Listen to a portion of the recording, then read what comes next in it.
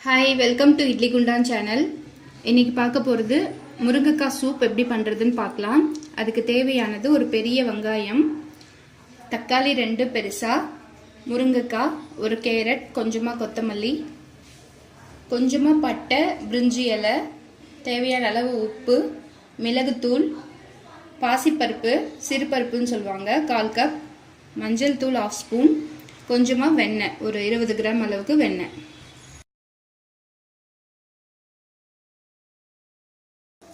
ஒரு குக்கர்ல இல்லாட்டி ஒரு பேன்ல இந்த பட்டர் ஃபர்ஸ்ட் போட்டுக்கலாம். அது கரைஞ்சதும் இந்த பட்டையையும் இலையையும் போட்டுக்கலாம், பிரிஞ்சி இலையையும்.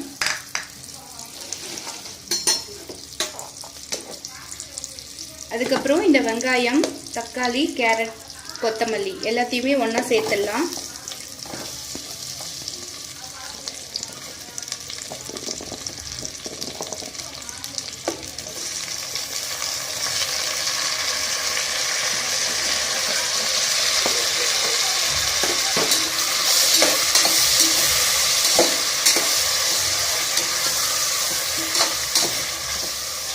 லைட்டா ஒரு 5 நிமிஷம் வதக்கிக்கலாம்.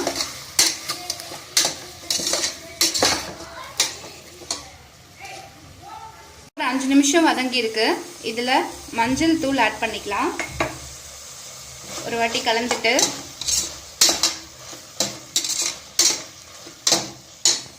இதுல பாசிப்பருப்பு சேர்த்துக்கலாம். ரொம்ப அதிகமா பாசிப்பருப்பு சேர்த்துட்டீங்கன்னா அதுக்கப்புறம் அது சாம்பார் மாதிரி ஆயிடும்.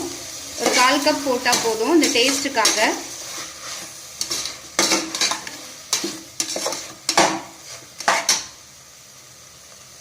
இதுல லைட்டா உப்பு, இந்த பாசி பருப்பு போட்டதுக்காக லைட்டா பெருங்காயம், இது எல்லாத்தையுமே சேர்த்துட்டு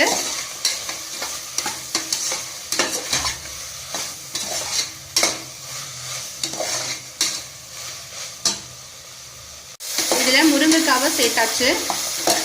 ஒரு வாட்டி இந்த மாதிரி கலந்து விட்டுட்டு இதுல தண்ணி சேர்த்துக்கலாம்.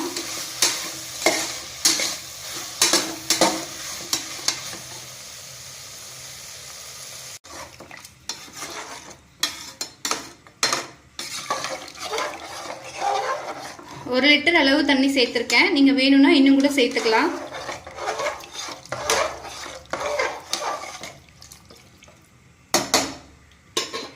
இதை மூடி போட்டு ஒரு 4 விசில் விடலாம்.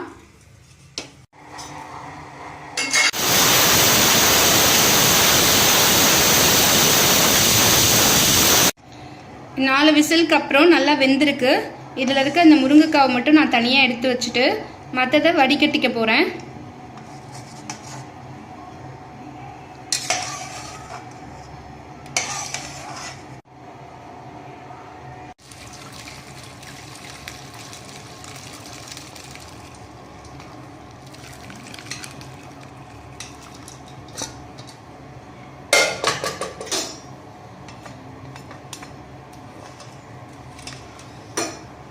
இப்போ இதை வடிகட்டினதை நீங்க சாம்பாருக்கு யூஸ் பண்ணிக்கலாம், வேஸ்ட் ஆகாது.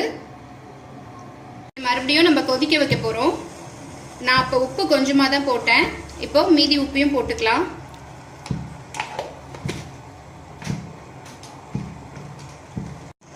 சீரக பொடி லைட்டா ஒரு 1/4 டீஸ்பூன் ஆட் பண்ணிக்கலாம்.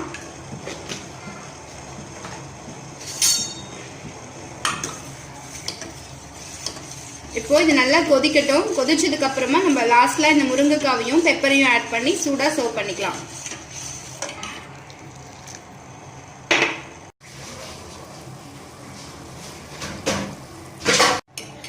இந்த சூப் நல்லா கொதிச்சு ரெடியா இருக்கு. இதுல நம்ம அந்த முருங்கைக்காவை சேர்த்து கேஸ் ஆஃப் பண்ணிடலாம்.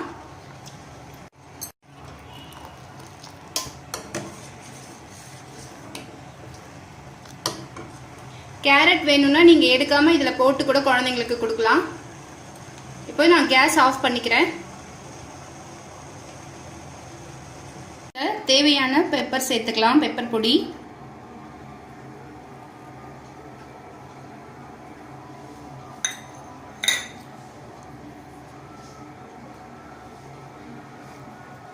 முருங்கக்காய் சூப் ரெடி ஆயிடுச்சு.